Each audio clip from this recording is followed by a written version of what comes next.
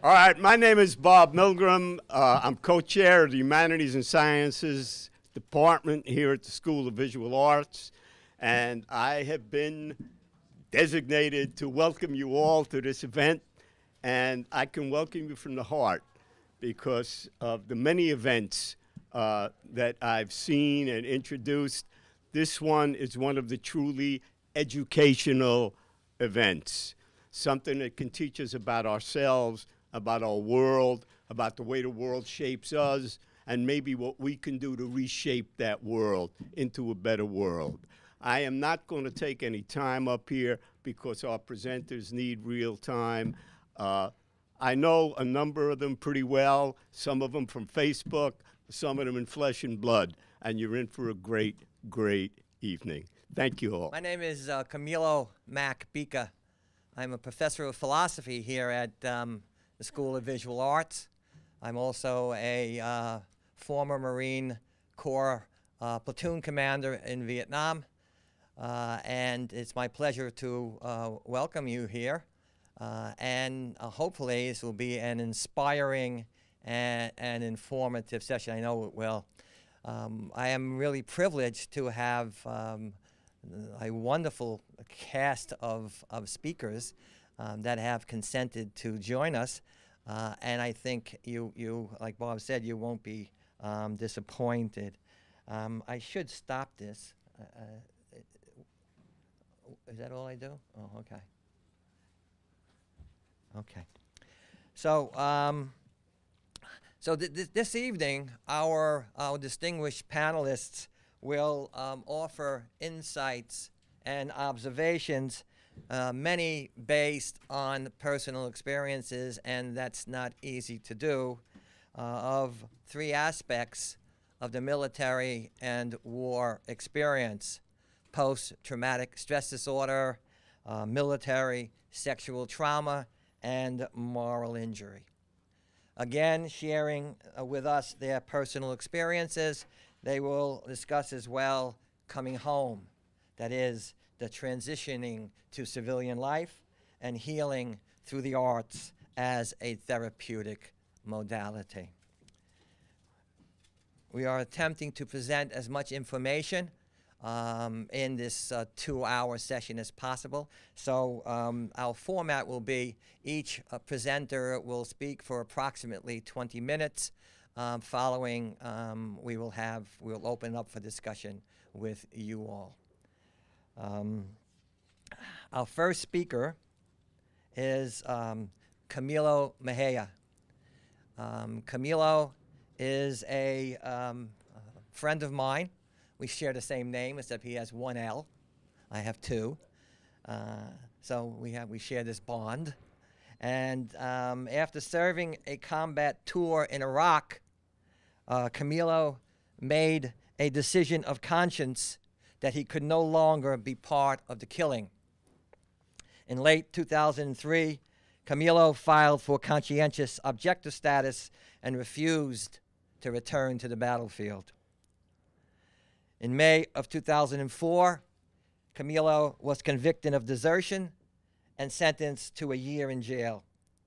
During his incarceration, Amnesty International recognized him as a prisoner of conscience, and the activist organization Refuse and Resist gave him their Courageous Resistor Award. You can read about Camillo in his memoir, The Road from Our Ramadi, The Private Rebellion of Staff Sergeant Camillo Mejia.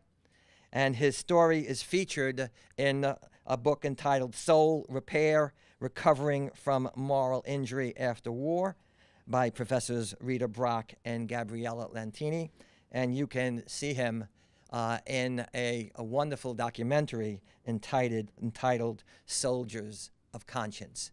It is my pleasure and privilege to introduce to you Camillo Mejia.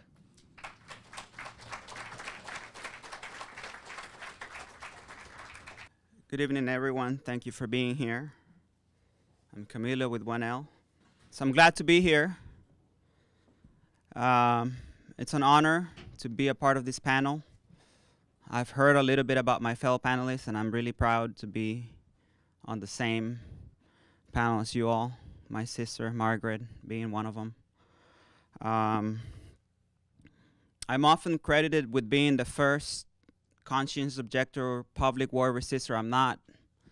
There are two people who publicly resisted before I did, and their names are Stephen Funk and Stephen Potter, or Stephen Potts. Both of them refused before the war started, so I guess they didn't get that much coverage. But to be honest, I guess like I got more attention because I had served already in Iraq as an infantryman. And I didn't really serve a whole tour. I came back halfway through my tour, and that's when I refused to go back. And eventually I went public with my refusal, and it became a big deal because I was the first combat veteran to speak out against the war from personal experience. So I think that's why my refusal made a big time in the news, and it basically presented the military for the first time with the question of how to deal with dissent within the ranks, you know, from the perspective of somebody who had served. For people who are familiar with post-traumatic stress disorder, one of the things that you learn about it, and I learned about it in college because I'm a psychology major. Well, I graduated, you know, with a psychology degree, and one of the things they say is that between two people who go through a traumatic experience, the person who fights is less likely to develop post-traumatic stress disorder. So when I came home and I refused to go back to the war, obviously it was a pretty scary thing to do, but in the end I really felt vindicated by that action, and having refused to go back to the war and spoken out against the war, and then having had that time in jail to reflect on my experience, and then coming out of the prison and writing a book, which also was a very therapeutic experience. I felt like in my own way I had fought the traumatic event, and that because of that I had not developed post-traumatic stress disorder. The other day I was at home with my daughter. It was late at night. She's 13 years of age. She's the person I love the most in the world. And she was in my bed, and she was checking her Facebook. She's 13. And when it came time to go to bed, she didn't want to leave my bed.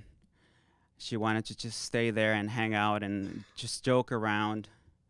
And I remember that at some point I reached for something, and a glass fell and broke. And I went off on her. There were many things going on through my head. Part of it was the possibility that she could get out of bed and cut herself with the broken glass on the floor. I felt like I didn't have a space in the world where I could be alone and where my time and space could be respected. I felt angry. And I went off on her. I started yelling at her, telling her to get the fuck out of my sight from the top of my lungs. And she just kept asking, "Are you okay, Daddy? Are you okay?" And I just kept saying, "Get the fuck out of my sight now," yelling at her like a beast, and not being able to snap out of my fury. And about an hour went by, and then I came back to a sense of humanity, I guess, calm. And I went to her room, and I saw that she was sitting in her bed in the darkness, and I saw a blank stare in her eyes. It's a blank stare that I had seen many times in Iraq. And saw the same pain, the same absence in my daughter. The same thing had transferred to her through my experience. I think there's a key difference between post-traumatic stress disorder and moral injury. I'm not really familiar with the DSM-4 definitions, but I think that post-traumatic stress disorder comes from a violation of a contract that we have with the outside world. And I guess that for everyone, that means that when we walk outside and we're walking along the road and we see a dead animal, the animal is not going to explode. that when we go to take a shower, you know, nobody's going to attack you. There's going to be no mortar attacks, that you can get in a car and nobody's going to die, nobody's going to blow up in front of you. And I think that when that contract that we have with the outside world is broken, we develop fear to the outside world, and we no longer trust. We are not able to trust the environment. And so we become isolated and anxious, and that's where you get all that hypervigilance and, you know, not being able to go to a public space unless you're sitting with your back to the wall and you can see everything that's going on and you're able to prepare an escape plan. And I think it happens as a reaction to that rupture, to that violation of what is expected of the outside world. And I think moral injury happens when we violate a contract that we have with ourselves. It's an internal contract that we have with ourselves. And that means that we don't kill people. And that means that we don't torture people. And that means that there's a number of things that, because we're moral beings, we just don't do.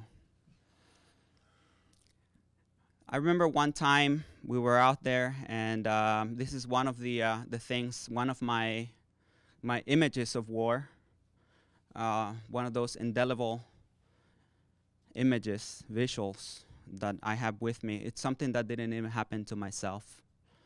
I had come back from a long trip to a different city in Iraq, and a friend of mine told me to go speak to a fellow squad leader. I was a squad leader, and this guy had been tasked with a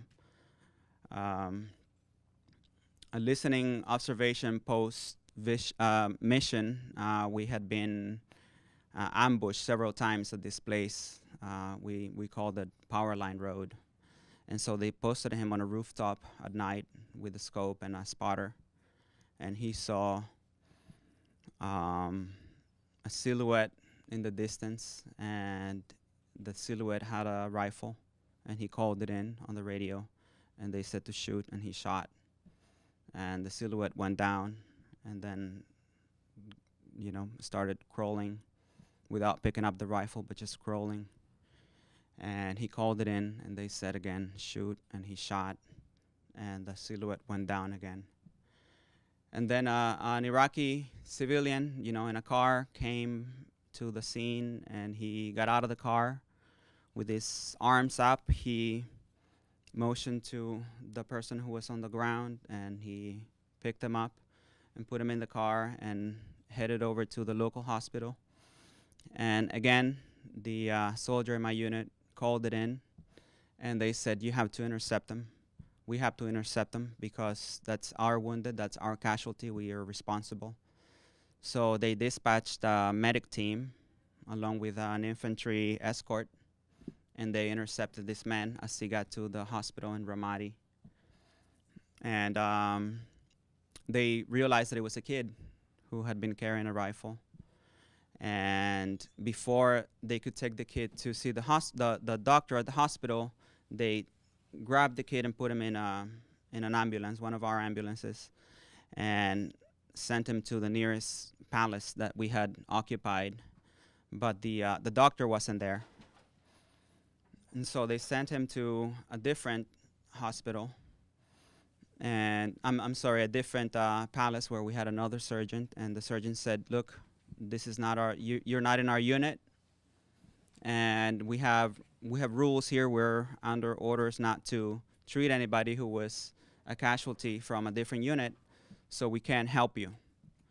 So they sent the medic team away, and they ended up going back to the hospital, the civilian hospital, where they had originally intercepted the medic team. And before the kid could get seen by a doctor, he died, basically. And one of the medics who was a part of this detail took a picture of this child dying, and he was wearing a plastic oxygen mask. And then he made this picture into his wallpaper as a war trophy. and he was basically this kid dying. The image of this kid dying was on display for everyone to see as some kind of prize, and that's one of the images that are burned in my psyche, in my memory. The images that I have from my own experience with people being killed are not there. My memory has erased them. You know, the faces of pain, the faces of the dying have been removed. Perhaps this is a defense mechanism to protect me from very painful images. But this one image I do remember. And here's one instance in which everyone basically did what they were supposed to do. Everyone followed procedure. They called it in. This was an area where we were being attacked. We were being ambushed. And this is, I guess, what you would call a legal kill. This is appropriate by military standards. This is in self-defense. It could be, the argument could be made that this was in self-defense. Everybody followed the standard operating procedure. And yet, this is one of those things that you can't justify to yourself, because it just changes something when you break that code, that moral code that you have inside of you that tells you that you should not kill a child, regardless of what happens. And I think that it's important to make a distinction, because this is something that cannot be fully treated until we recognize it.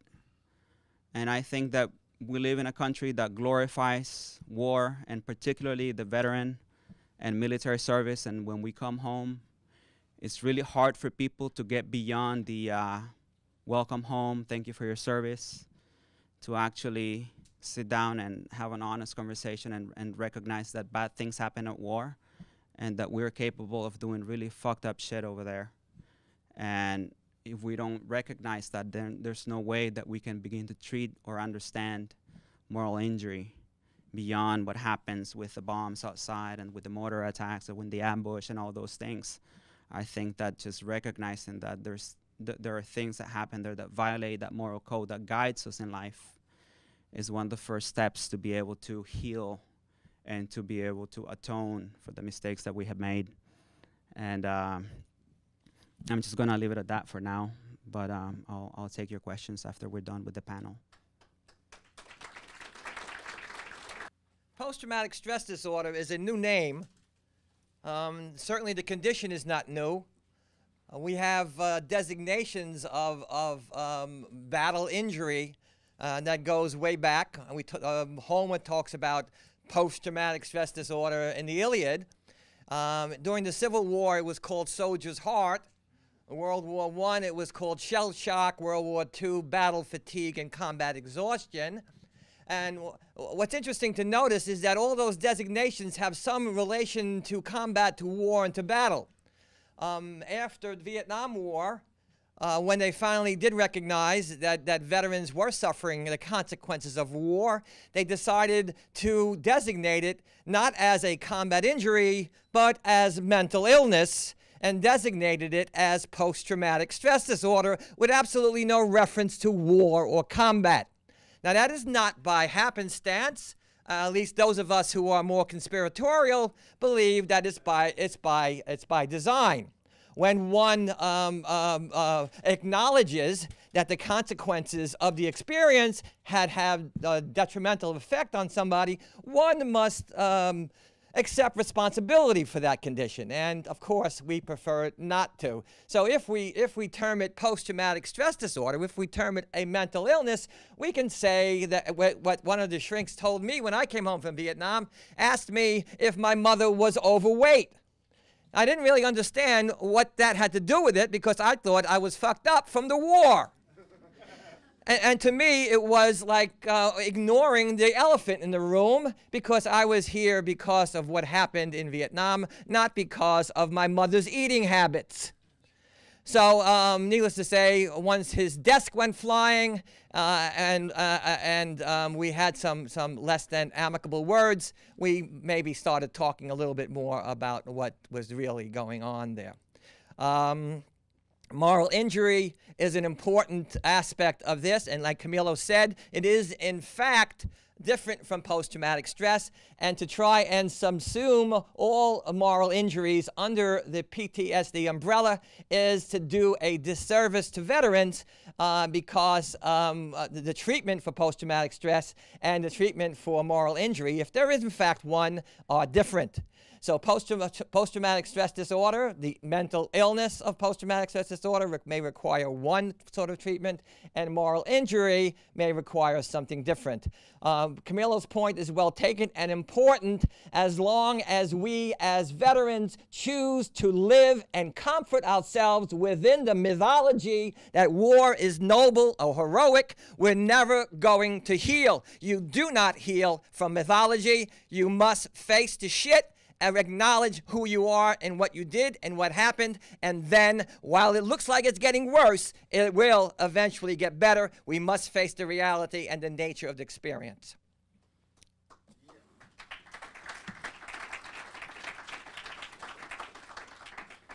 Our next speaker is Dr. Margaret Stevens.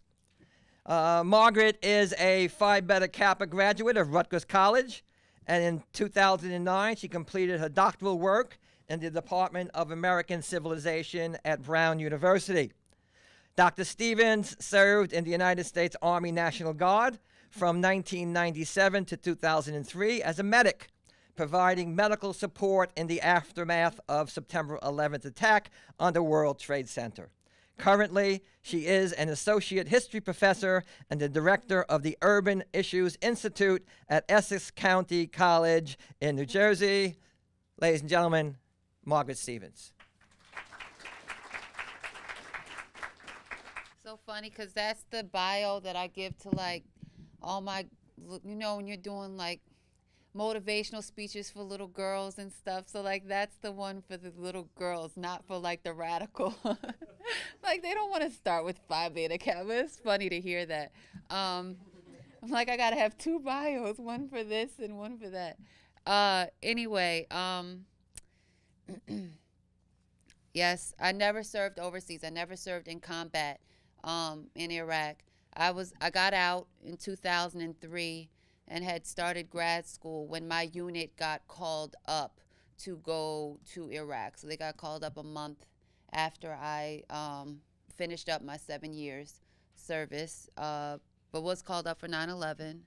And in any conversation like this about war, it's kind of always very important to establish what your credentials are, because that's always a big thing in the military, is sort of where did you serve, and then if you served in combat, how close were you to the front line? And okay, well, if you were on the front line, did you take a bullet? Okay, but if you took a bullet, where did you take the bullet? So like there's just always, you can always keep up in the ante, and it's fascinating that in and of itself. But I want to throw a couple things out there that weren't part of my presentation, and can come back to them if we have time. I know we're doing okay for time right now, actually, but couple, and I know I've mentioned some of them before, but I'm going to raise them just in case. I don't know if I've raised them all. One is whenever it comes to a conversation about PTSD, I'll never forget when one of our Iraq Veterans Against the War comrades, Steve Mortillo, mentioned some years ago, back in 2008, sort of around the heyday of the anti-war, organized anti-war, you know, Democratic Party-led movement thing that was happening some years ago. We had a big, sizable number of folk coming around IVAW at that time. And this one brother who came back said, you know, I'll never forget when I was sitting with my girlfriend just a couple months ago when I came back from Iraq, and we're watching MTV, and I'm the one with PTSD, and I'm looking at her like, are you sick? Like, because his point was basic, regular American pop culture was sick. Like, because we had no idea what was happening in reality on the ground for these people who were overseas deployed, living the reality of American empire in a very different way from how we were enjoying it on our televisions watching MTV, which is the flip side of American empire, right? So when it comes to PTSD, clearly, like this Navy Yard shooting, right? Like it's very clear that many of the folk who come home with PTSD, that's a real issue. There's not to take away or to detract from that, you know, diagnosis, but we gotta be humble enough to understand how sick and pervasive, right, it is to be blind to the reality of what this combat world, you know, is doing for so many people. There's so many of us and our young people who we can't imagine what it's like to have these drones flying over. Like, we don't know that reality. So imagine how sick we are to just be living in a world where we're so immune and out of it as to the reality that so many people around the world are living every single day. So I think we definitely need to put PTSD into the perspective of ignorance. Also, fundamental ignorance about the sufferings of humans around the world is also a sickness that many of us live with. And until we understand that reality, it's definitely a mythology that we live every day as well. So just to think about that. I know we had a dialogue and a very interesting panel a couple years ago in the Winter Soldier, Iraq, Afghanistan conference that we had, which was sort of like a reenactment of the Winter Soldier conference back during Vietnam many years ago. I forget the exact year, but we had one back in 2008, and we had a panel about military sexual trauma there. And so if any of you are interested in hearing some of the dynamics of the conversations about people who have dealt specifically with military sexual trauma in the context of the anti-war movement that veterans were participating in, you should definitely Google that. I know there are a bunch of YouTubes from different folk who spoke at that Iraq, Afghanistan Winter Soldier panel about 5 years ago now. So in any case, because I don't want to repeat some of what was said there.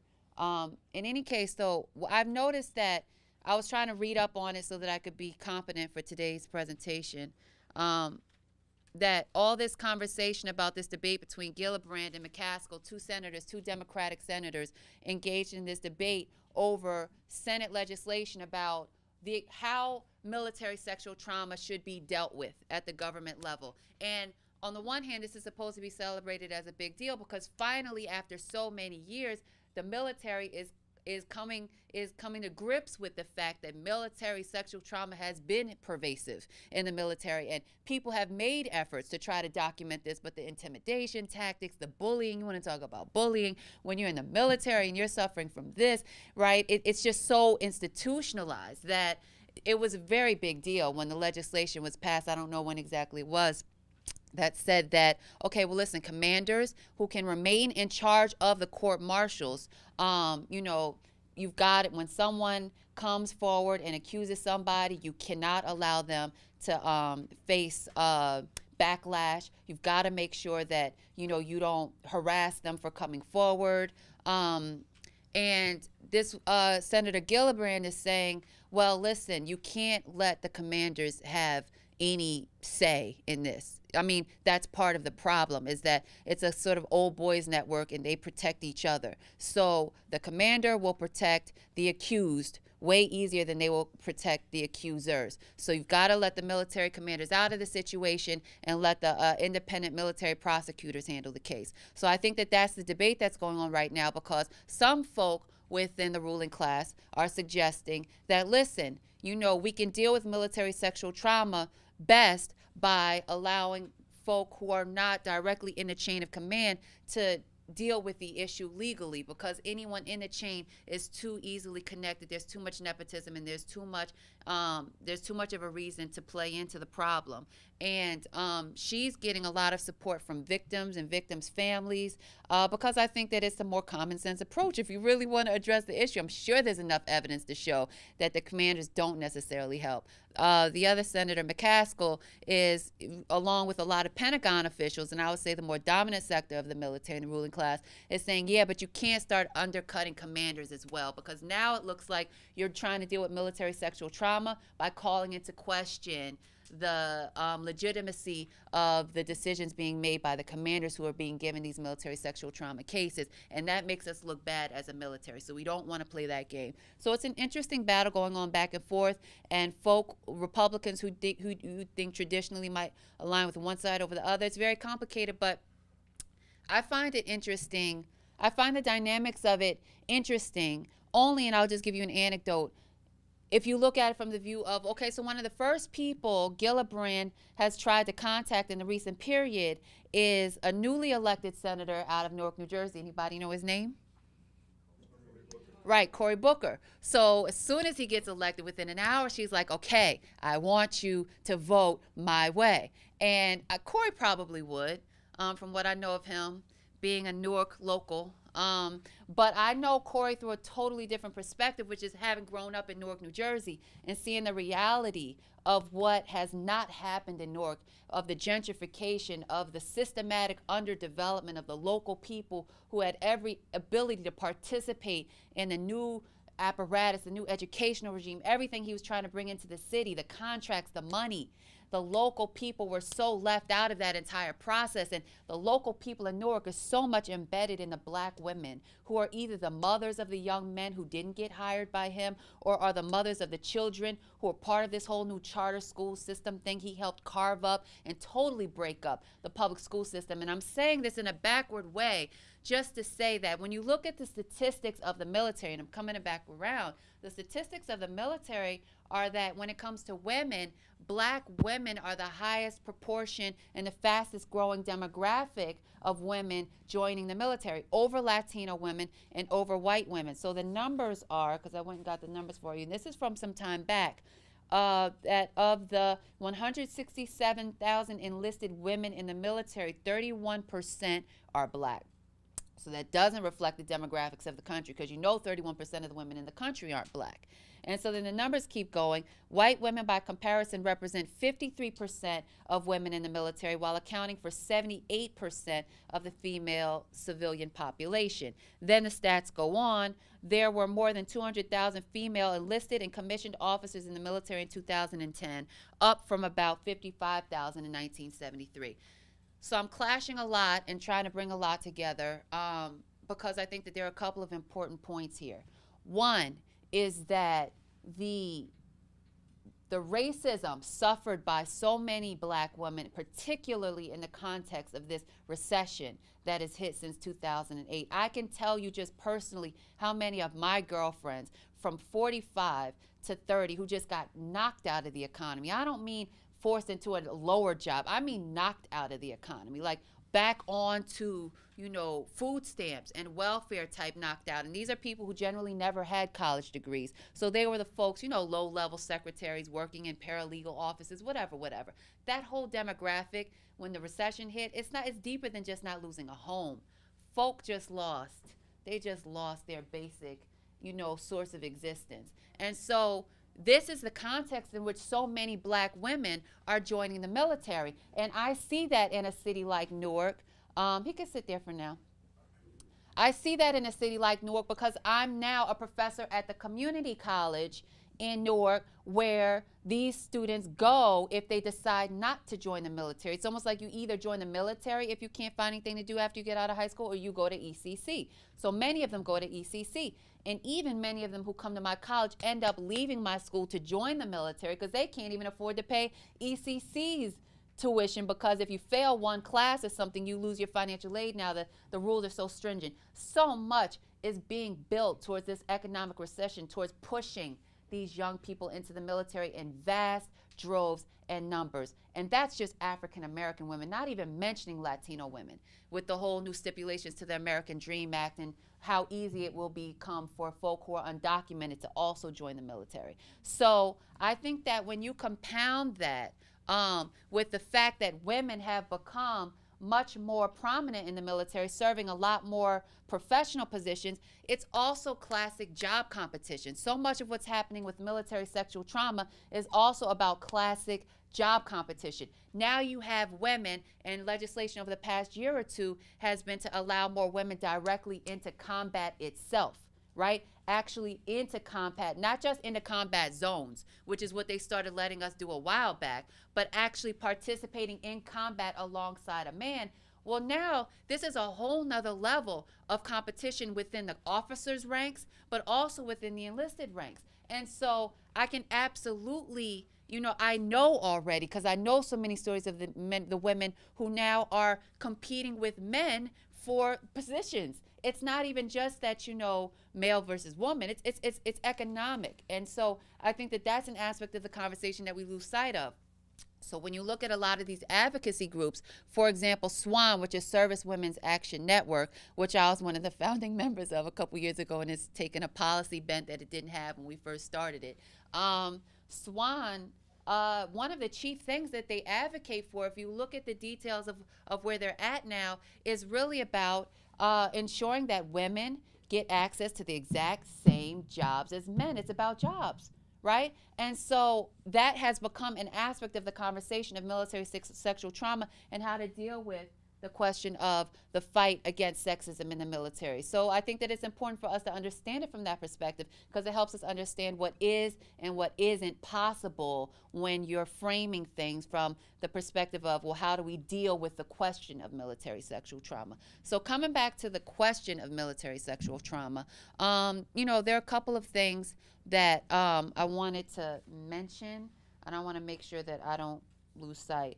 The first, why has the question of military sexual trauma become such an important issue in the recent period over the past couple of years? Well, I'll say my hypothesis is that those of us who were really active in the anti-war movement from about 2006 to about 2009, in my opinion, we were in the vanguard of the military sexual trauma speaking out movement. It was an aspect of the larger anti-war veterans movement, and there was a contingent of us, mainly Black and Latino women, who were in and around Iraq Veterans Against the War at that time.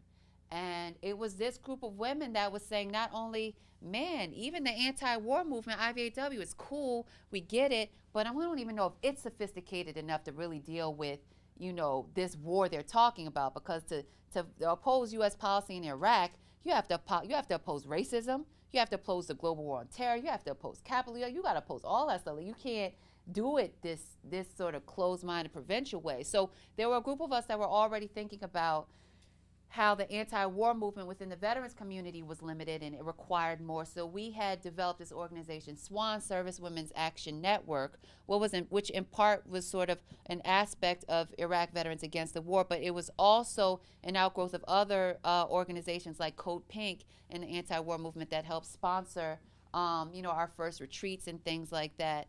And, you know, when SWAN first originated back in 2008, you know, it was this amazing multiracial group of women meeting out in California in these mountains.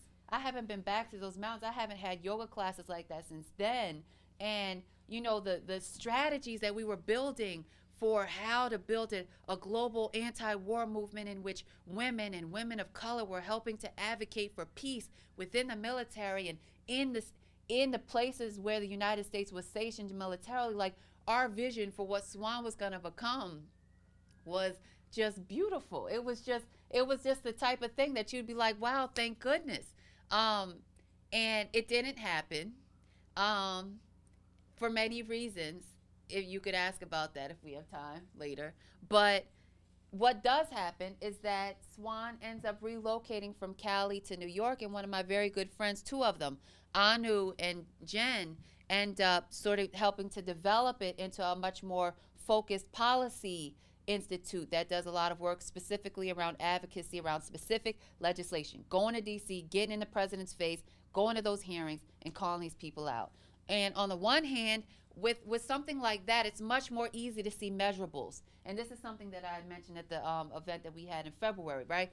When you choose a goal like helping to influence bourgeois legislation around how messed up the bourgeois world is. Well, it's easier sometimes to see gains because you're fighting in their territory. And so ultimately they'll give you every now and again because they have to, because they need a broader, more diverse military, just like they might let Hillary in. Like, there's so many things that they're thinking about in terms of how to be a malleable ruling class to try to run the world the way they want to run it. So of course they'll be willing by 2013 to, you know, allow, you know, some policies to be shifted more in favor of women who've been suffering grossly from the traumas of an imperialist, racist war machine. But I'm losing sight of where I'm trying to go. You can't snicker when I say things like that, because then I'll forget the point. What'd you say? We need to move on. Oh, I thought I was covering for time. I thought I was trying to help. No, we need to do 20 minutes each. Oh, okay. So how long am I? This, Oh, okay. You trying to shut me down? Hey, somebody needs to say this. Listen, I'm putting it out there. But I think that you know, the limits with something like that, when you reflect on a movement like SWAN, it really does come back to the question of what we're trying to see as victory at this moment in history, what sort of our vision is for victory. And on the one hand, if you're in the military right now, like some of my girlfriends are and have been, and you've been violated and someone has abused you and you've been ignored, and then you have to get out and you're discharged and you're not even sure if you're going to get your benefits because the case was never recorded in the first place when you tried to report it, right? So for many of these women, like some of my girlfriends, I call them now and they're doing okay. They got their money, they got their benefits, they won the case. So who would be an idiot to say, oh, well, that's just bourgeois policy capitalism? And so of course, you have to understand why it's important to fight for these gains, you know, on a small incremental level. But at the same time, you know, the folk in the Congo, in the U.S. military, anywhere where there's a brutal regime going on, the end game is not the liberation of the people. It creates this type of beast. It creates this type of beast that folk just power trip and just, they terrorize other people. They terrorize them. They go and they shoot them up. They go and they rape them. It's all part of one thing. So I think sexual trauma is is just part of the beast of ill-intended people with guns do. You can't give people who are angry and given the right to kill access to do that with bad politics. I mean, it's just too many bad things going on at one time. So I'm sorry, that's more like 23 minutes. But, you know, I think that if we fought for something healthier, we wouldn't have as many rapings going on.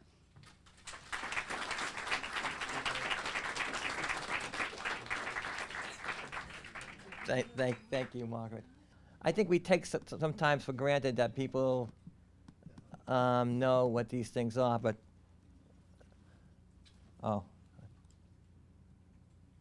that's the kind of a formal definition for military sexual trauma, term used by the Veterans Affairs to refer to rape, sexual assault, and sexual harassment that occurs during military service. MST may include any sexual activity performed against one's will, either through physical force, threats of negative consequences, implied promotion, promises of favored treatment, or sex without consent due to intoxication, etc. Now, I've heard, Mark, maybe you know better, but I've heard a number of different estimates as to how many women and men are actually sexually assaulted in the military. I heard numbers between 3 out of 10 to 7 out of 10. So I'm not sure what the number is of women. I've also heard numbers like 3 out of men are sexually assaulted as well in the military. So military sexual trauma is an important issue that needs to be dealt with in this country. And it's a matter of it's a matter of having a proficient military, an efficient military. Women are now, like it or not, women are becoming an important and a more significant part of our military. And we can't have members of our military being abused by other members of our military. So, anyway. Our next speaker is going to be Essam. Essam is a New York City-based artist, and in 2003 he joined the U.S. Army and served 3 years as a geospatial analyst. Is that right? Spatial analyst, thank you. I wasn't quite sure what that was. In 2006, Essam enrolled in the School of Visual Arts and received a BFA in photography. It is Essam's military experience, he believes, that informs his work, much of which focuses on social and political issues. In early 2012, he began working in the streets of New York, and his now famous, maybe infamous is the right word, drone campaign received national media attention. Essam's work is largely responsible for raising awareness and bringing the dialogue on foreign and domestic drone use to its current level. In November of 2012, Essam was arrested in his home by the NYPD for his artistic work on drones. His case is currently pending. Fresh from the New York City jail, ladies and gentlemen, Essam.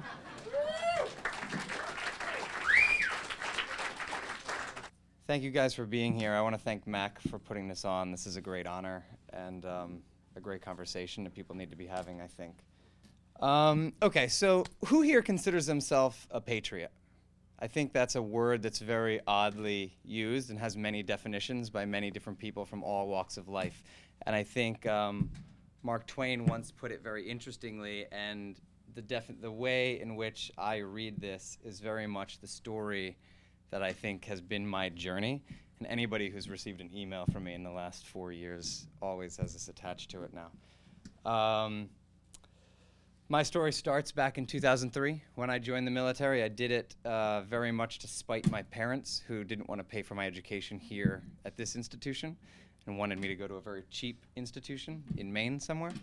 And I was like, no, that doesn't make sense to me. I want to be an artist. I want to be a photographer, and New York is where that takes place. New York is the capital of that industry in this country, and that's where I want to be. So I joined the Army, served for 3 years, as Max says, a geospatial analyst, which basically meant I made maps for the troops on the ground.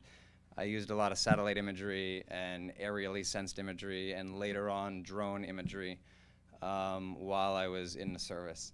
I deployed to Iraq twice.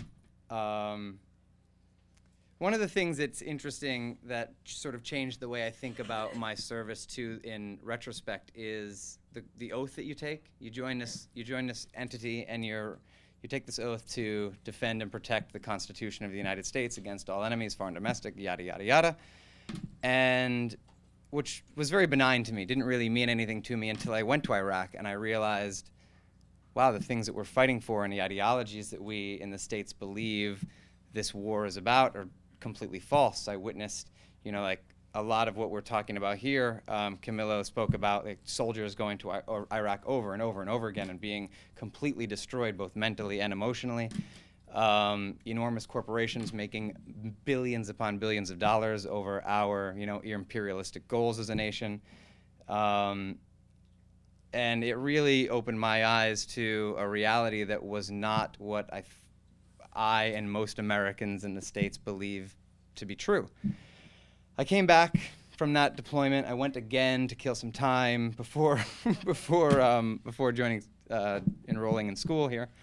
And then when I moved to New York, it was actually probably a bigger culture shock than joining the military and or going to Iraq, because I grew up in a very small town in Maine, which is generally relatively Republican, and so is the military environment, and everybody's hoorah and America, America. But America in like the Fox News sense America, not America in like the New York Times sense America. And that's sort of why I was really intrigued by this difference in, this very staunch difference in what Americans believe the nation to be, their ideologies are. And it sort of made me question the information that we get and where we get that information and how it influences us as a people and as communities. And I know that dialogue is sort of a chicken and an egg conversation about whether you're shaped by the media or your community creates the media. I mean, it's very cyclical, and I don't really know how to talk about that. But it made me seek out my own information. It made me want to be more aware than just the article in the New York Times about the latest killings in Iraq. It made me want to be more aware than the latest, like news coverage on Fox News about the election. And it made me seek out all gamuts of information on a particular subject. While I'm in school here, like going through this transition, I start making work about what I see around me as some of the problems in our society, and things that really disappointed me. Some of these pictures are actually inspired by students that were in my classes, ironically. This slothy, lazy bastard. This is one of those pictures that was this girl that was in my class, she was just so content in her miserable mediocrity that it really blew me away, you know, and it really like made me question like why are you here, and what is it that you're doing with your life? You know, like shouldn't we as individuals have a drive to participate in society and create and do something? This was during the Egyptian Revolution.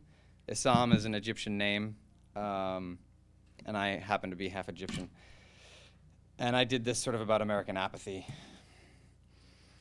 While I was in school, I started reading a lot of Camus and Nietzsche and a lot of, you know, work about the Surrealist movement, and I really became inspired by guys like Ernst and Duchamp and you know, Magritte, and this is sort of my homage to that. And it also touches on what I was talking about identity and information and how we're sort of shaped by that, you know, and maybe we shape that and it shapes us in this weird cyclical relationship that's very confusing, and I think we should probably think more about as a society.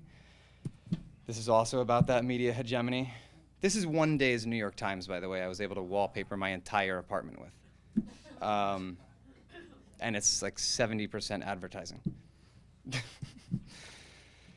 Surrealist movement was very focused on context, which also interests me. And I found it interesting how I started making this work trying to rearrange and redefine objects based on their contextual relationships between other objects. This piece is titled Missionary. I think given that context, it sort of has its own definition, but I'm trying to ask questions about the reality or the nature of these sort of ideological exchanges for food or, you know, whatever, superficial needs. It's about branding, puritanical, you know, like Nazi Germany / our current GPS scram bracelet. This is about our economic problems. That's shredded money over on the left. These are the lovely people that shape our economy. And this is young Ben Bernanke.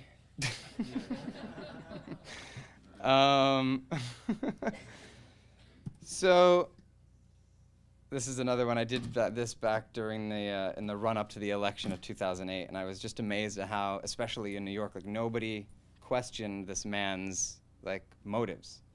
And maybe there are people in this room that still love him and whatever, and that's fine. But it amazes me that we don't actually like have a real critical like dialogue about what these people are doing and what their real intentions are.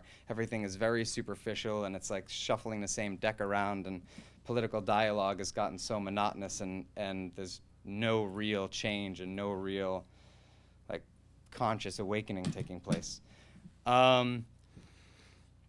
During this whole transition, throughout my schooling, once I graduated, this work sort of spanned my last 2 years in school and maybe my first year out of school.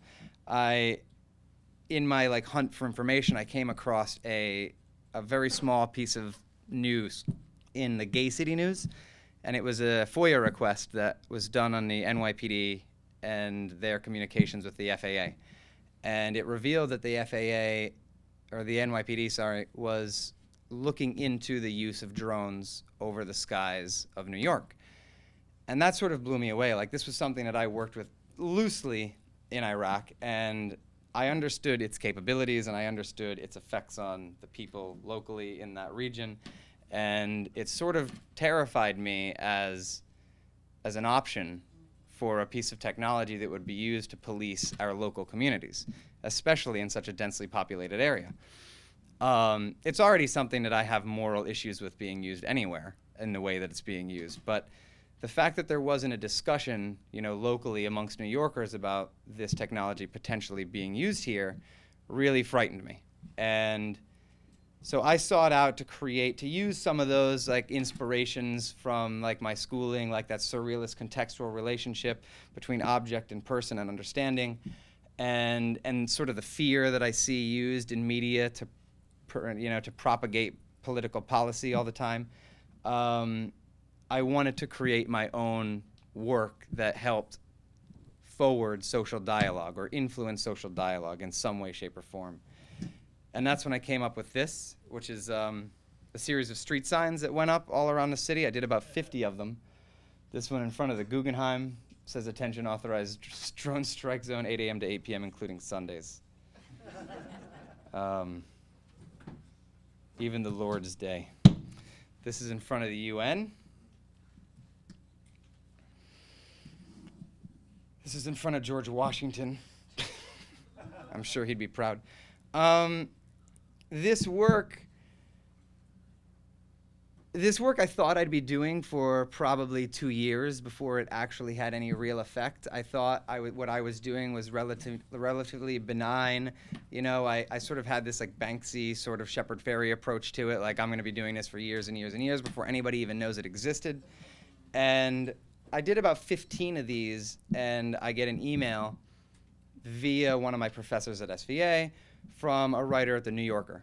And The New Yorker wanted to do a story on the piece. And I agreed under the circumstances that I remain anonymous. And The New Yorker published a story, and these signs, this is a photograph I did actually of one of them, and the reality of our world soon. And these the story ended up running on CNN, on Fox News, and sort of in perpetuity throughout the internet. You know, it's something that you can Google now, and there's pages and pages and pages of results on, you know, like the effect that this had and the questions people had. And Ray Kelly's office was receiving phone calls day and night, and so was Bloomberg's office. And it wasn't until, well, that's later. In conjunction with these street signs, sorry, let me backtrack a little bit. I was doing quotes of the Founding Fathers on the walls. Not every street sign had one of these. They were sort of, some of them did, and some of them were in their own place. But they all were, again, about recontextualizing the way we see our country and the ideology that we believe America is and what the reality is now. You know, like we look at something like this and we think, yeah, this is like, this holds true, you know, like, but does it really hold true? Like, we believe it does, but does it actually, like, resonate in reality? Is this the world we live in?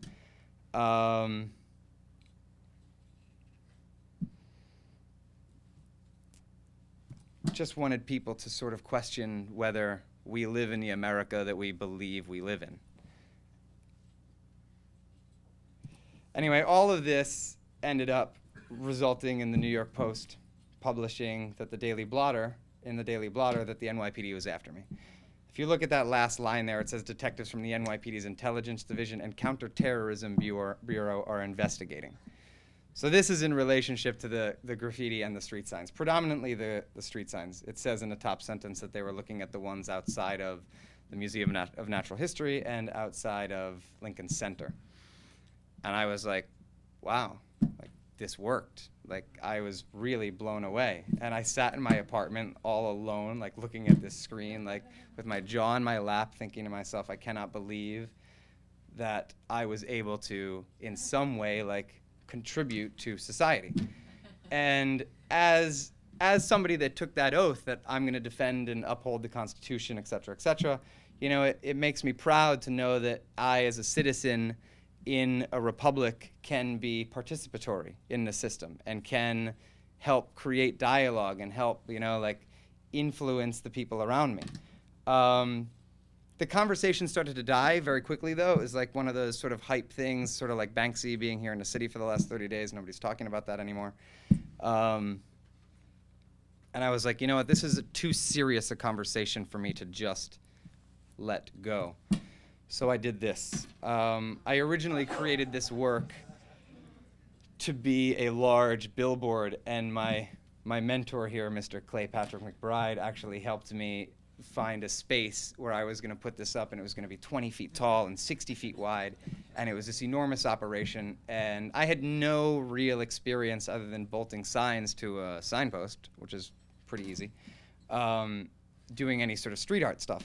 So I wanted to wheat paste this thing up, and I was up for hours, and I had a crew on this rooftop, and wheat pasting huge panels on this wall, and it ends up getting blown down in 3 seconds. We were up there for 6 hours maybe, getting 30% of it up there, and the wind comes, and in 3 seconds it's gone. And I really have to rethink how I'm going to approach this project.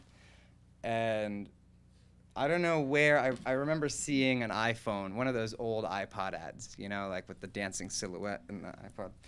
And I was thinking, like, that's a really interesting, like, means of communication. It's very simple, it's very graphic, it's snappy. And I used that sort of as inspiration for this project.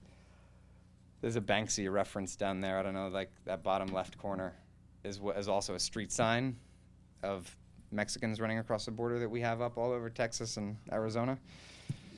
So this is another one. And when I realized I was really in trouble is when this was published in the New York Post. And this project, I put up 120 of these pieces around south of 59th Street, between Battery Park and 59th. And they went up on the eve of the anniversary of the signing of the Constitution, the eve of the anniversary of Occupy Wall Street, and the UN General Assembly. So the morning that these were on display to the city, every world leader was here in New York City driving around in their armored cars. And the NYPD naturally took it pretty seriously and sent out a task force around the city to remove them.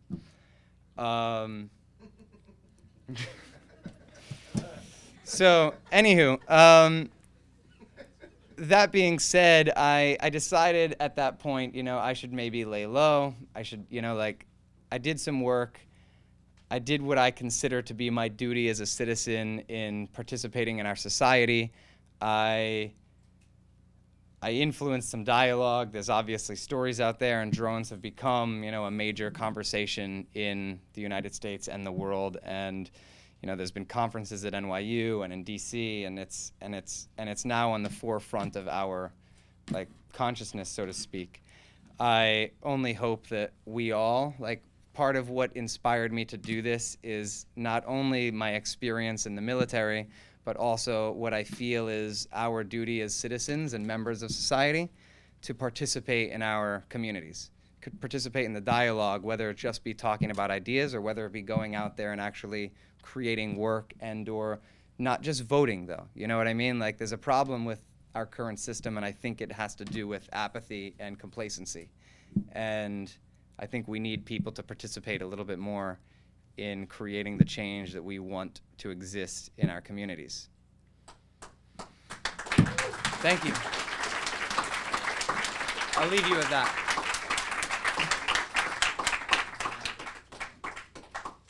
We have some pretty good students and alumni here at SVA, don't we?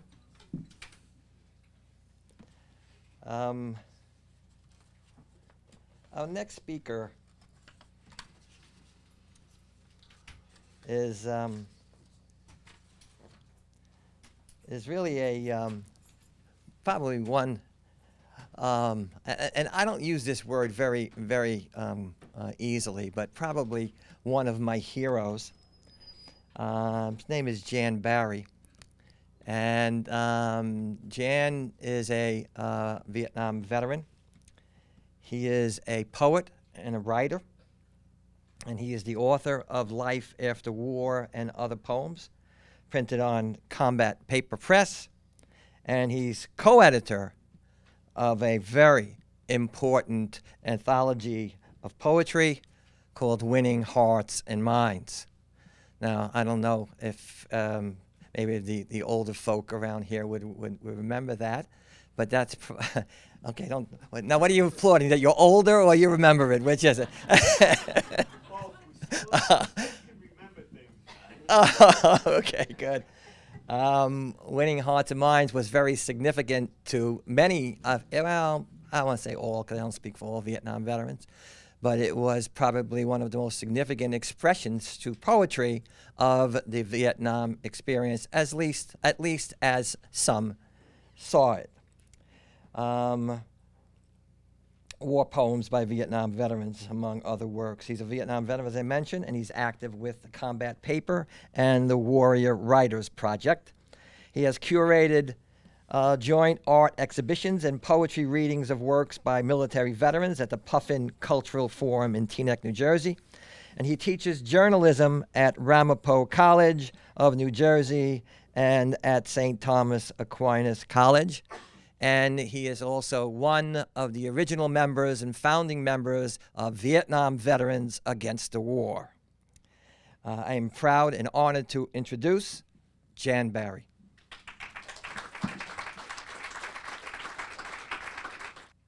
You're hearing a wide array of approaches to how people have addressed not liking being in a war, or not liking the war that comes up during the time that we are in the military or have just recently gotten out. And activism is a major part of doing something.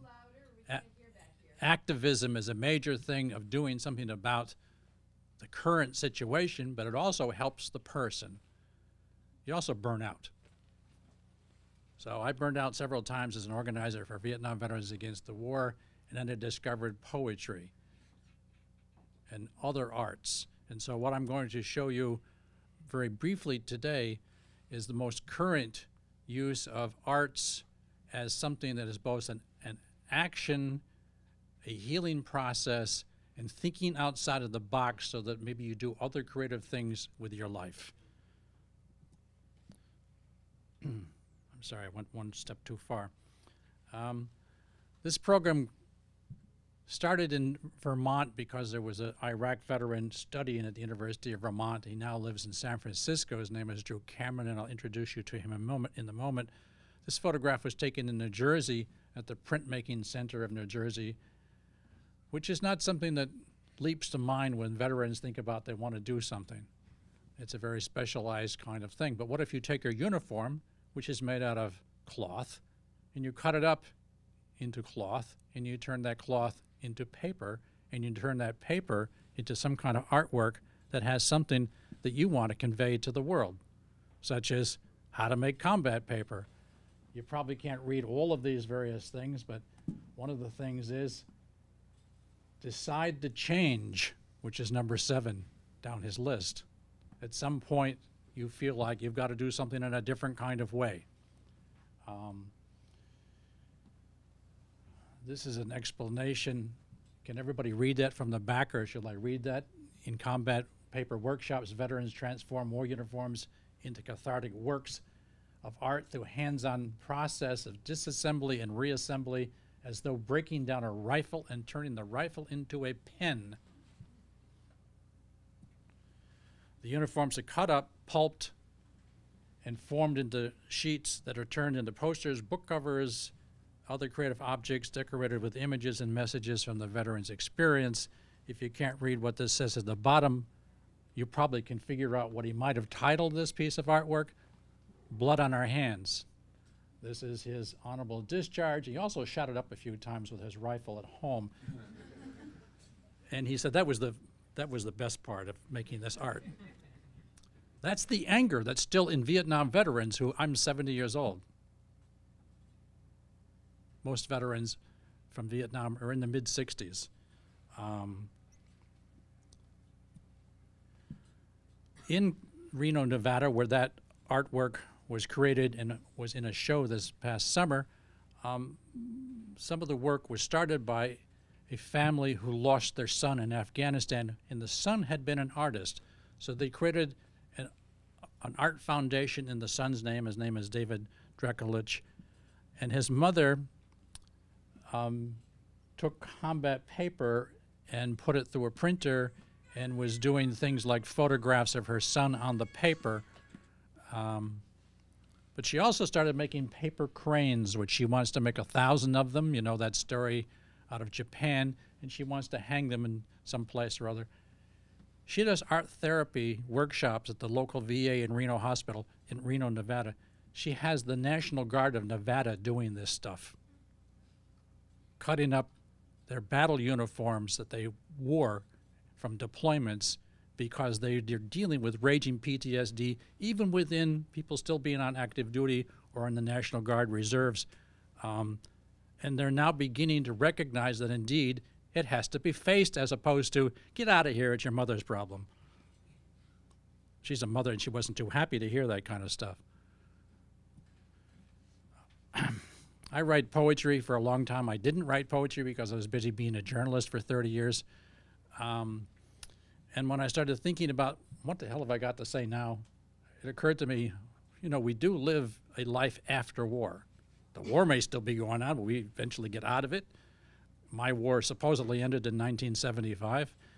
And so when I thought about putting together a collection, and I had seen a couple of other examples, hey, we could make the cover out of combat paper, and that's what this is about. This is just a portion of what I wrote in this one poem called Life After War. You'd rather not hear war news, but you can't avoid war dreams so vivid you wake in a sweat. With each new war, old nightmares reflare. Next to it as a poster, I wrote another poem called Costs of War. I won't go into what all the words are, but Drew Cameron, who started Combat Paper, I said to him, I need a background of some sort. He pulled out 4 of the key words. They are their own poem. What more can you say about war? Ruins, shattered generations, residue. That is the creative part of working with other people and saying, well, I have this message I want to convey in some kind of dramatic way that's going to catch people's attention. This particular piece of artwork has been hung all over this country, including the Cochrane in Washington, D.C. in an art show last year on the same topic of art, veterans, and healing. This is another part of that same poem that I wrote. You try a survivor's support group, write, talk, create art about war, share what's happening with others. One day, damn, you're an old timer who's lived a lot of life after a war. These photographs were taken in Montclair, New Jersey, in one of the public schools. I lived in that town for about 30 years. And I love the creativity of what a school district can do when they're not being taken over by somebody who wants to get rid of public schools. Well, actually, this is why they want to get rid of public schools. Because things of this nature go on in which somebody is challenging authority in the classroom, a parent or a former parent, or now a professor who came back and he's talking to the school district. How, you know, who allowed him in the door? This is a poem by an Iraq War veteran as part of a book that he put together that's also got combat paper both as the cover and some of the inside pages. So he had to bind it together in a creative kind of way. But listen to the point that he's making here. Take the route and go back for 1 minute, just for 1 second, just for a thought, just for a memory. The rubble, the smoke, the man with a shovel. I visit them in memory so they don't visit me in sleep. His name is Nathan Lewis. He lives in Ithaca, New York, just outside of Ithaca, New York, actually. He has a farm called the Veterans Sanctuary. And so this is a recent art exhibition on the main street of Somerville, New Jersey, right across from the county courthouse. What a place to have an exhibition like this. People just dropped in with their jaws hanging all over the place, and then they contributed so much money.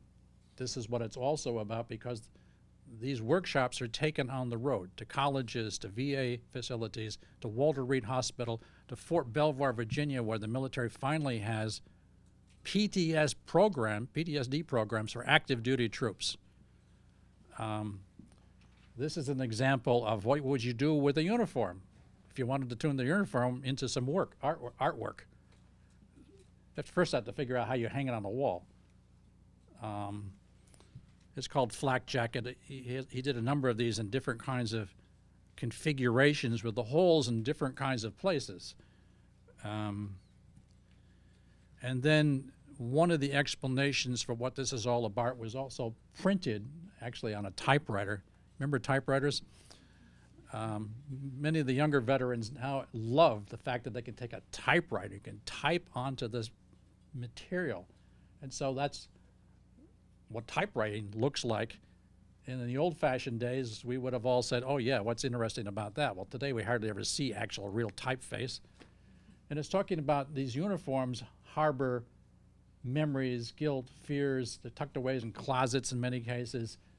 And then reclaiming the uniform as art enables us to move toward a new relationship, one of honesty and openness, a true respect for ourselves, and an accounting of our actions while shrouded in a uniform. The project began one night. This is from an article in the Vineyard Gazette early on when this project was coming together, when Drew Cameron took his old fatigues out of the closet and started cutting them up, and he had a friend photographing him. This became part of the artwork. He's done this in various configurations of, that's what he looked like standing at attention in the uniform. This is what he looks like when he starts cutting it off of himself. And that is part of the material that was advertised in this program called Arts, Military, and Healing last year in Washington, D.C. He also put a poem together with one of these collections of photos of taking the uniform apart, and it says, "You are not my enemy," and it goes through various types of people in Iraq. You are not my enemy, you are not my enemy, you are not my enemy, you are not my enemy. That's hard to say. For many people who have been in the war, from my father's generation, to say the Japanese were not the enemy because my uncle died in the Philippines fighting the Japanese Navy, etc. And he also did something called "I Am Sewn with the Stolen Threads of Youth." There's the flag in the background, in the military imagery. We are pulled together by these threads of different kinds of things in our society. And what if you pull the threads apart and rearrange them to represent what you want to say about your military service, the war, etc. David Keefe is the organizer, director of Combat Paper in New Jersey, and he has this memory that he can't shake about meeting this little tiny boy in a village in Iraq, and the next time they went back, the village was gone. What happened to the boy? What happened to his family? What happened, and on which side made the village, these were people living in tents, which side made the village disappear? So his comment here is that taking the combat fatigues that literally hold the very worst memories of a young veteran's life and turning them into a handmade paper can be emotional, transformative, and healing. Another Marine who was at one of these combat paper workshops, I believe at Fort Belvoir. I wasn't at this particular one, but because they did an exhibition in the Workhouse Arts Center in Virginia, I assume it was the workshop they were doing at Fort Belvoir. For those who were ever arrested in Washington, D.C. in the old days, you went to this place called the Workhouse. It was the D.C. jail. It has now been turned into a creative arts center. Isn't that a fantastic reuse of the space? This young man is named David Santiago, and what he wrote here is, "Art has been my therapy without having to sit and physically talk to a therapist. I'm able to release all the tensions I have into my artwork, and instead of having someone look at me strange or pity me, they can now look at my work and understand the complexity of my emotions." He also does graffiti art, street art, which is a style that he made use of in this particular piece. Eli Wright also helps direct many of these workshops, both in New Jersey and in Washington, D.C. He was a medic in Iraq and then later at Walter Reed Hospital, and he was quoted on PBS NewsHour last year in a program about this combat paper project. The first time I started doing it, it felt like I was just letting off the pressure. I felt like there had been all this pressure building up, and I had nowhere to turn and no outlet. And it felt, the first time I started cutting the uniform, it was literally, separating away, tearing away the fabric, the fibers of war. And then when he created one of his first art pieces, I said to him when I first saw it, "There's a body there." He said, "Oh, I didn't see the body." He was looking at the hole, which he was trying to figure out, how does he close the hole? One of the first pieces I did, which is titled "Open Wound," I felt like I was sort of closing up some of the wounds that I had, and I was finding release in that and learning to let go of some things. This is by Jennifer Pakinowski, who also was a medic in Iraq. like many women who were in the military recently, she's very unhappy that people don't immediately recognize her. She's a combat vet, so she has a big tattoo on her arm that says combat vet. She also, when she first made this piece of combat paper at Rutgers University a few years ago, which is where I first ran into this project, they had a great big, huge pieces of equipment, so she made a piece of combat paper that I think it's 10 or 12 feet high. You see the exit sign at the top of the door frame there to give you some scale. And what she said in a interview with the Christian Science Monitor was, I just started cutting up my uniform, and before I knew it, I was sweating and my hand was bleeding. It was so satisfying, I can't even describe it. It's so freeing, just like destroying a really bad memory. And I remember when she was making this, she was throwing the stuff and swishing it around, and some imagery is coming out even in the abstract. Another woman who was in the U.S. Army in Bangladesh, Somalia, 20 years ago, in what was supposed to have been a humanitarian mission that turned into a war zone. Made this statement as part of an artist statement that went with this piece of art in an art show recently, and I excerpted it. Combat paper would ultimately save my life. Whatever is, quote, wrong with me, it's okay at combat paper, there I'm safe. And amongst the various pieces of material here are things that are parts of her uniform, buttons, but also she's a big Dave Matthews fan, and if you're familiar with that band, this is a symbol of that band. Music is another part of what some people find really helpful, and if you can combine these various elements, that's what she was working on. And then this last piece is by a Vietnam veteran who I work with named Walt Nygaard. And again, this is from the PBS program. Actually, on their website, when they came to visit with their camera crew, the man who wrote this, Morgan Till, had been covering many of these wars.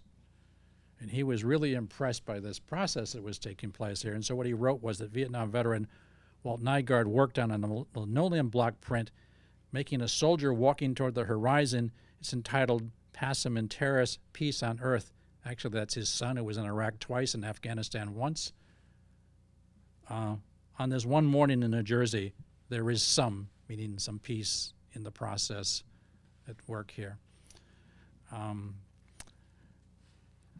I'll leave it for you in terms of follow-up questions, but many of these kinds of things are popping up all over the place in various kinds of ways. And it is the combination of people doing creative things and then bringing it to the public in various kinds of ways that start making changes even within government circles. Thank you.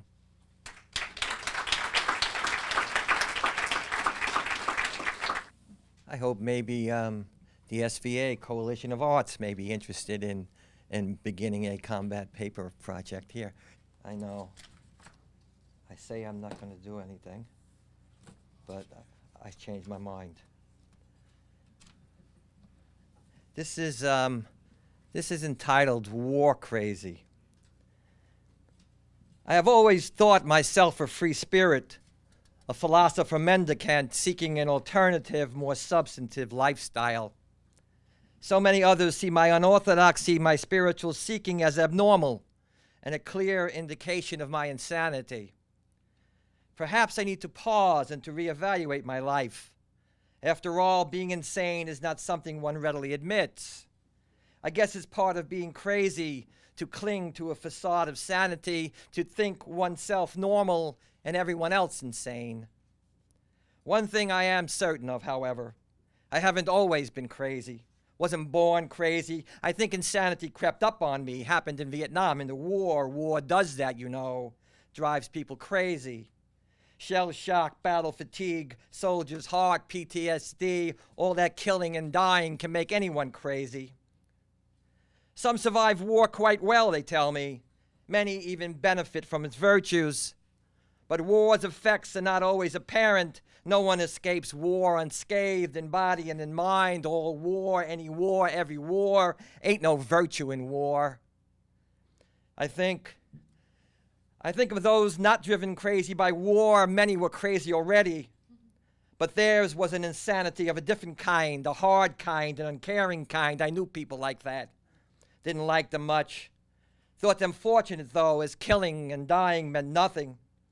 In fact, in a perverse way, they enjoyed it. Enjoyed the jazz, the excitement, the power. They became avenging angels, even God herself, making decisions of life and death, but mostly death. Those crazies hated to see the war end. For me, the war never ends. Some things work out for the best, though. As my unorthodoxy, my being crazy, probably saved my life. You see, sane people can't live like this in a war that never ends. Not all crazy people can either. Guess I was lucky. Sometimes being crazy helps you cope. Sometimes I wish I was crazier than I am. Serious introspection has made clear the foundations of my unorthodoxy, the nature of my insanity. It is a cruel wisdom, compelling a clarity of vision. I have seen the horror of war, the futility and the waste. I have endured the hypocrisy and the arrogance of the influential and the wealthy, and have tolerated the ignorance and narrow-mindedness of the compliant and the easily led. War's malevolent benefactors who pretend and profess their patriotism with bumper sticker bravado, with word but not deed, intoxicated by war's hysteria from a safe distance. Appreciative of our sacrifices, they claim, as they applaud the impending slaughter, sanctioning by word or action or non-action, sending other men and women to be killed and maimed and driven crazy by war. And when they benefit from the carnage, no longer their yellow ribbon patriotism and shallow concern fade quickly to apathy and indifference. The living refuse of war that returns are heroes no longer, but outcasts and derelicts and burdens on the economy. The dead they mythologize with memorial and speeches of past and future suffering and loss. Inspiring and prophetic words by those who sanctioned the slaughter to those who know nothing of sacrifice. I used to try to explain war, to help them understand and to know its horror, naively believing that war was a deficiency of information and understanding, discernment, and vision. But being crazy has liberated me, allowing me to see that war is not a deficiency at all, but an excess of greed, ambition, intolerance, and lust for power. And we are its instruments, the cannon fodder, expendable commodities in the ruthless pursuit of wealth and power and hegemony and empire. And now I accept and I celebrate my unorthodoxy, my insanity, as an indictment of the hypocrites and the arrogant, of the ignorant and the narrow-minded, for a collective responsibility and guilt for murder and mayhem and crimes against humanity. And I offer my insanity as a presage of their future accountability to humankind in the courts of history and to the God they invoke so often to sanction and make credible the sacrilege of war. Our next speaker is going to be Kylene Cash. Kylene enlisted in the United States Marine Corps in 2002 and deployed with her unit to Al-Anbar province, Iraq, in February of 2006. And Kylene is a combat veteran. Kylene was honorably discharged from the United States Marine Corps in October of 2010 and is currently enrolled at the School of Visual Arts in the illustration department. She is expected to graduate in May of 2014. Ladies and gentlemen, Kylene.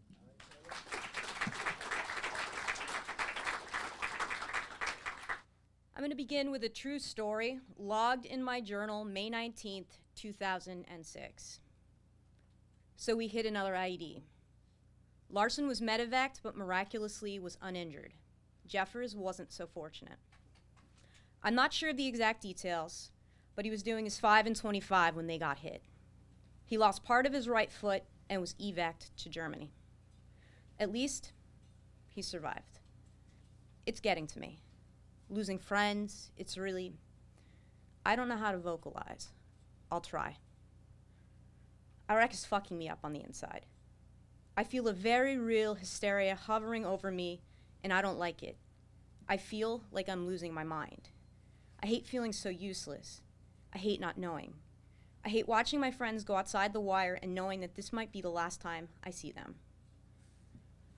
I hate when they get hurt, and when they die, I want to scream. As a result of his injuries, 25-year-old Timothy Jeffers lost his legs, his right eye, part of his skull, and a finger. A few days later, it was my job to sort through some of the equipment he wore that day, to remove the items that were still functional, and turned over the damaged remains to my unit's armory for disposal.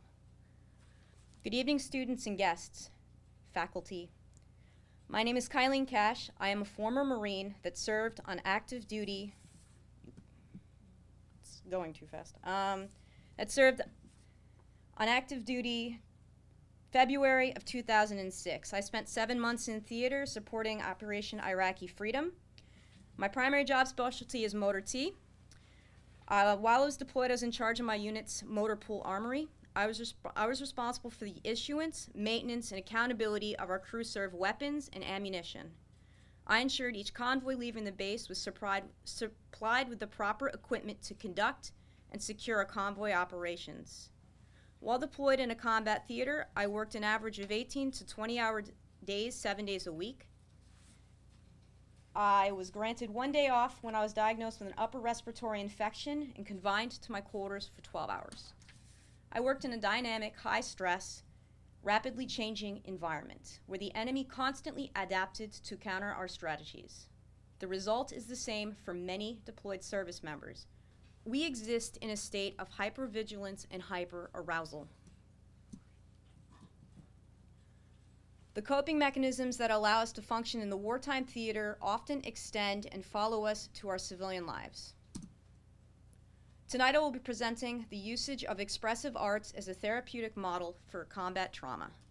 Furthermore, it was my employment of artistic expression and pre- and post-deployment that significantly lessened the impacts of war trauma. It has become an invaluable tool for coming home from Iraq. War is experienced viscerally and with all 5 senses. Art is a visual platform for the expression that can utilize metaphor and symbols, providing an alternate tool to communicate or process traumatic memories. Lessons and instincts learned in combat frequently come home with us, where they are deeply buried and wait for the right trigger to resurface. Trauma is stored at a bodily level. When trauma manifests externally in cases like PTSD, it becomes a condition that affects your core identity. It truly is a soul-wounding experience that requires multifaceted therapeutic approaches. There are many ways art can be employed to treat the physical, emotional, and mental after effects of war. 3 different styles of therapeutic art making include, but are not limited to, art therapy, witness art, aromatic art. Art therapy can be beneficial to people of all ages, including adults who have emotional, cognitive, or physical disabilities. For veterans with mental health needs, art therapy provides emotional relief by encouraging the expressions of feelings and concerns. Art making has been observed to relieve depression, anxiety, and improve orientation to reality. Many patients have increased levels of self-confidence and self-esteem through engaging in creative activities. Programs such as the Art Reach Foundation, Combat Paper, and SVA's own open studios through their art therapy department exemplify this discipline. Art therapy operates on the premise that working in metaphor allows veterans to engage in therapeutic experience without becoming victimized by the process. Trauma isolates and leaves us emotionally separated from friends, family, community. Outreach groups formed under this discipline seek to recreate a sense of belonging by tapping into the close bonds that military veterans formed in combat. Working with expressive metaphors can provide a bridge to the devastating sensorial memory of trauma, the narrative of what happened, the fragmented parts of self.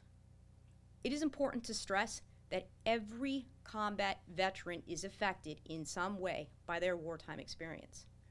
The difference, not every veteran is traumatized as a result. For those of us that suffer from a moral identity wound, it adds another complex layer and level of suffering. It is still considered a mark of shame and stigmatized among the military to admit you suffer from PTSD. The following images that I've created in the slideshow or under the guidance of an art therapy workbook called Managing Traumatic Stress Through Art. It talks about trauma and recovery as a multifaceted experience. And it provides step-by-step guided exercises to help you deal and direct yourself through the beginning processes of dealing with combat trauma.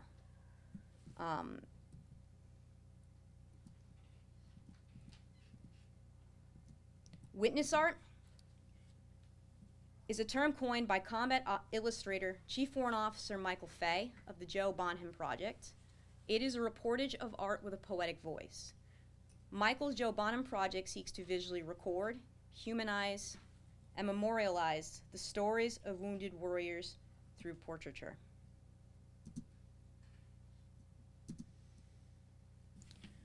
Lastly, in my own journey home, I sought an expressive outlook that would be both holistic and a visual memorial of the family I lost in Iraq.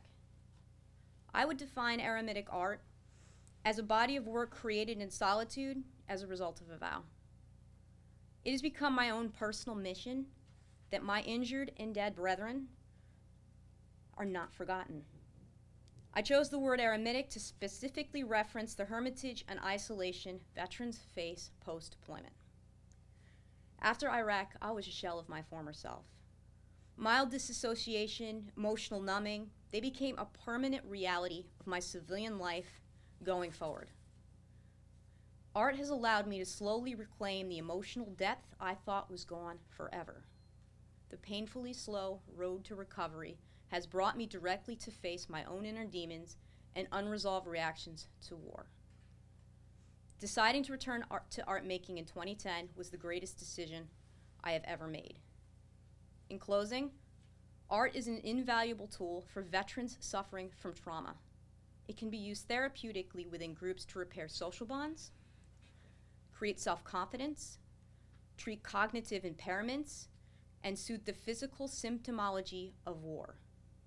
Where trauma once stole our voice, artistic expression returns it and provides a visual platform to articulate the horrors that words often fail to capture. I leave you with some staggering statistics to highlight why, therapeutically employed, artistic expression has become a necessity. 22 veterans commit suicide every day. That equals 8,000 per year, reaching a grand total of 49,000 men and women between 2005 and 2011. According to a recent article published by the International Business Times on November 1st this past week, 1 million veterans have been injured during their previous deployments to Iraq and Afghanistan. 2,700,000 suffer from traumatic brain injury. 1 in 5 suffer from post-traumatic stress disorder. The actual number is predicted to be much higher. Supporting our veterans as they transition back from combat is more than just a moral inclination. It is our obligation as a nation. The sacrifice of our service members is higher than I could ever communicate. Thank you.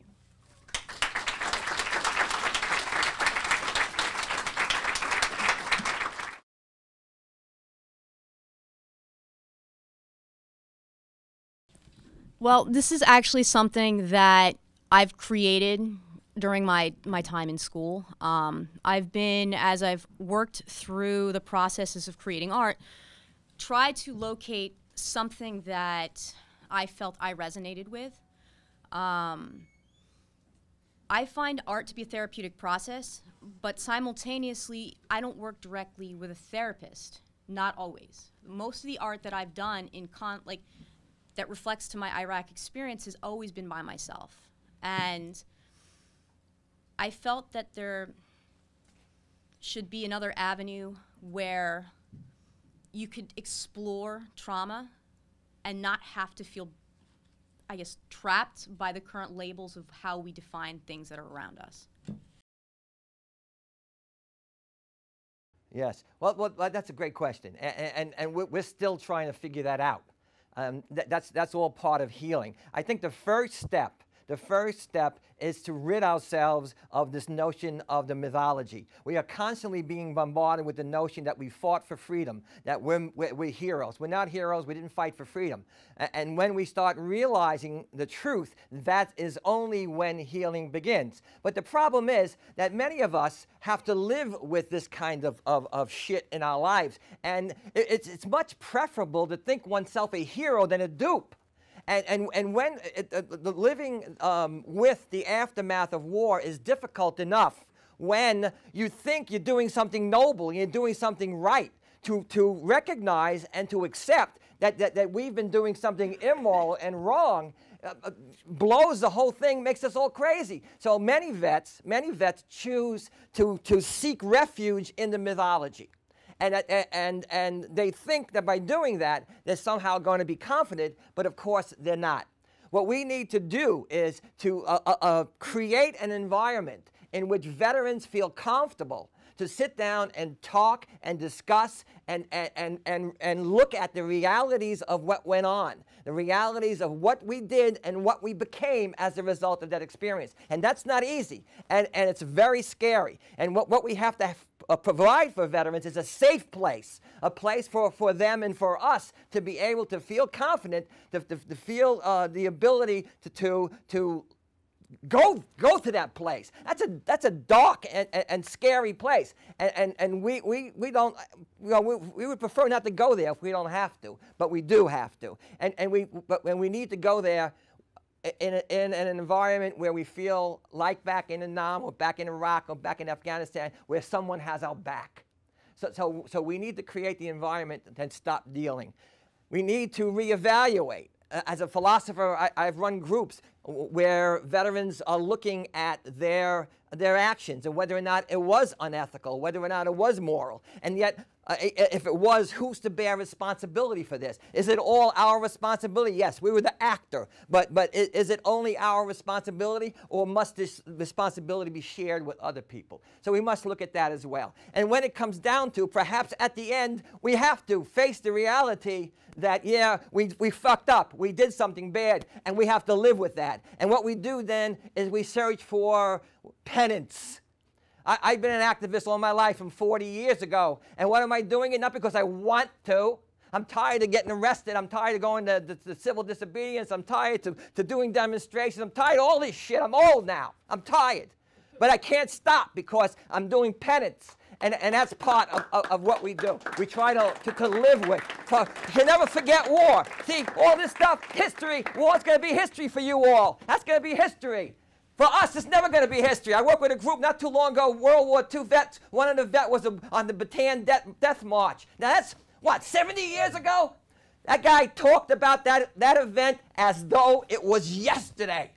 As though it was yesterday. War never goes away. The best we can do is to try and find a place somewhere in our being and calm it down and try to live with it.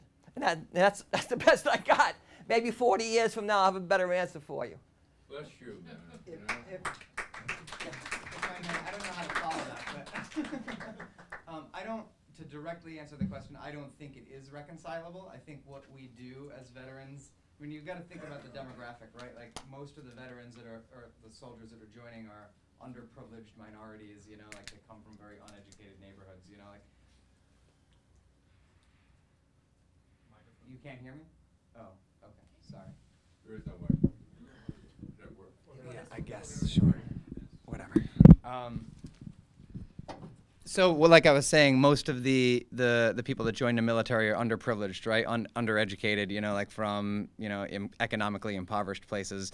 I joined for economic reasons. I know a lot of people do, and I think ignorance, like, is probably the best excuse for why people do something that is technically immoral, right? Like, those of us that have experienced it now understand that what we did was immoral, but maybe when we made that decision to go, did not have the slightest idea. I didn't. For sure I didn't. And I joined like, yeah, I'm going to do something cool. I'm going to be hua. And at one point I was like, yeah, I'm fucking into this. I want to go SF. And then like I went to Iraq and it opened up my eyes to a whole new universe. You know, so I think part of what I'm dealing with now and part of the work that I'm doing and the mental process that I'm going through is part of that reconciliation. But like Max said, it's never going to go away. I mean, I was fortunate to not have to deal with some of the things that some of the other panelists have discussed. Like my experience was relatively benign, but you still have a responsibility. You know, like I still went to a place where as a nation and as a group of soldiers, we did incredibly immoral things. And I do still have to live with that to a certain extent, you know, and my creating the work that I create is an attempt at reconciling that. I just want to throw out there the sort of way that we can look at the trauma of war in the context of also what happens domestically. The war at home and the war abroad is a very important way to frame this stuff if you really want to be holistic and accurate and talk about the truth and reality as it exists. You know, crack cocaine hit the streets in these inner cities in the early 80s and caused a war for the people who lived in the hood and had to deal with it. When heroin hit flooded the communities, you know, coming home from Vietnam in the late 60s, early 70s, it created a war. So absolutely, this is an aspect of the problem. This is an aspect of the trauma. But it's all these pockets of communities, and there are ways in which, you know, some of this work that you guys produce is just absolutely, it's just brilliant, and it's clearly liberating on so many levels. But there's a way in which we have to be sophisticated enough as humans to connect the dots, to tie those struggles to these other people who are hurting, these women who've been incarcerated since 17, who are now 25, and now they have to, you see what I'm saying? There's a whole community of people all over who are hurting on so many levels, and we don't need to put all the vets with vets. Sometimes vets do better working with folks in the hood who have similar problems. There's no one remedy for everybody. So the main thing is to understand the way in which this capitalist system is so blood-sucking and brutal that we all need therapy. I really think we need to understand that. And there are levels and degrees and ways, but until we handle the reality of that, it's just not, we're not going to build a viable, even the art movement can't handle as deep as the wounds go. So we have to understand that and be willing to go, you know, further. Thank you.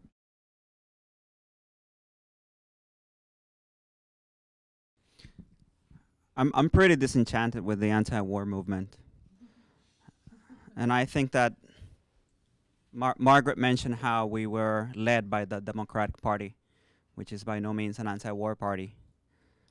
It may have used an anti-Iraq war platform that meant nothing to rally people for political gain. But I think that we really need to take the approach that I think Margaret was making here, the point for, which is to look at imperialism and to look at capitalism and to be able to tie the Iraq war to the Afghanistan war and to the war at home, and the minority communities, and the war against women, the war against the LGBTQ community, and to be able to connect all those dots and to have a real fight with the system. I don't think we had that, and I think that was our failure. And nobody talks about war anymore. Nobody talks about Iraq or Afghanistan. We're still there. Civilians are there. We have the largest diplomatic and corporate complex ever in the history of the United States in Iraq, and we have mercenary armies everywhere. And we need to look at, at that phenomenon, because it really removes the burden from the military and the politicians when you privatize a war and an occupation. And we really need to look at all those things. And, next time that we're able to gain that momentum that we had in the beginning with groups like Iraq Veterans Against the War, we need to make those connections from the beginning, and not allow ourselves to be co-opted by parties of the same system that create war. I'm doing this right now. I'm just, going to places and speaking out. I'm very active with the moral injury effort, to educate people about it. And at home in Miami, I am a community organizer. I organize around immigration issues, and that's mostly what I'm doing right now.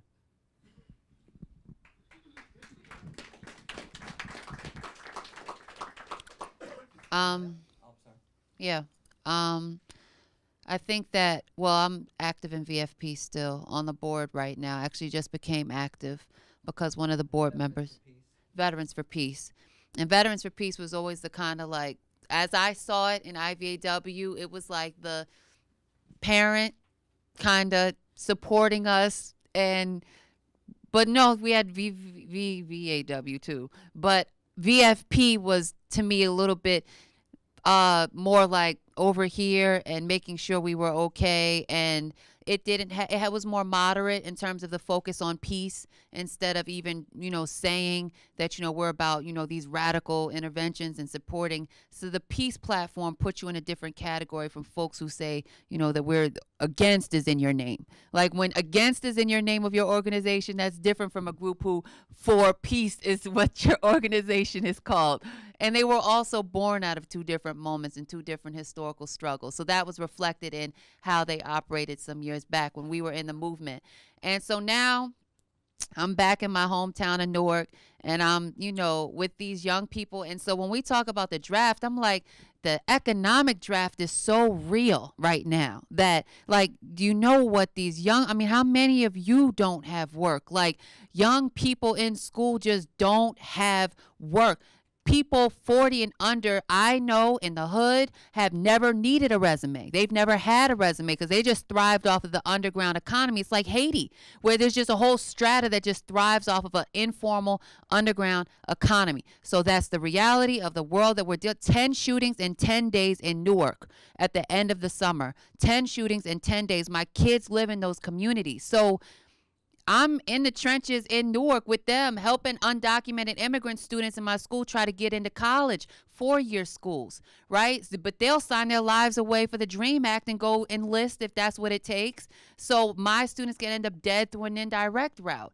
We're not talking about all of these things. But this is the complexity and sophistication we need if we're talking about dealing with the trauma, right? We need to be more intelligent than the movements sometimes that steer us, as the individuals who get super involved in them. And I think that that's what happens, is that we were in IVAW together, and we were telling them back then, if you're not fighting racism and recruiting people of color as part of this movement, and you're talking about peace or taking on these issues and these global, you'll never win, dummies.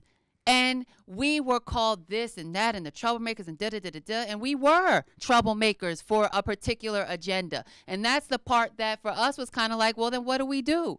So to some extent, it was a retreat, I would say. The fact that we did back out and not fight for the leadership at a certain point when we were so many forces were aligning against us, it was a retreat. But sometimes you need to retreat because over the grand scheme of things, if you plan to commit to this for 90 years, sometimes you got to back out, let someone else win that one, and then just go try somewhere else where maybe 5 years from now, you'll be in a better position in the movement maybe to try again. So I think we might reunite somewhere, who knows? But I think that that's kind of what you're wondering about, I hope.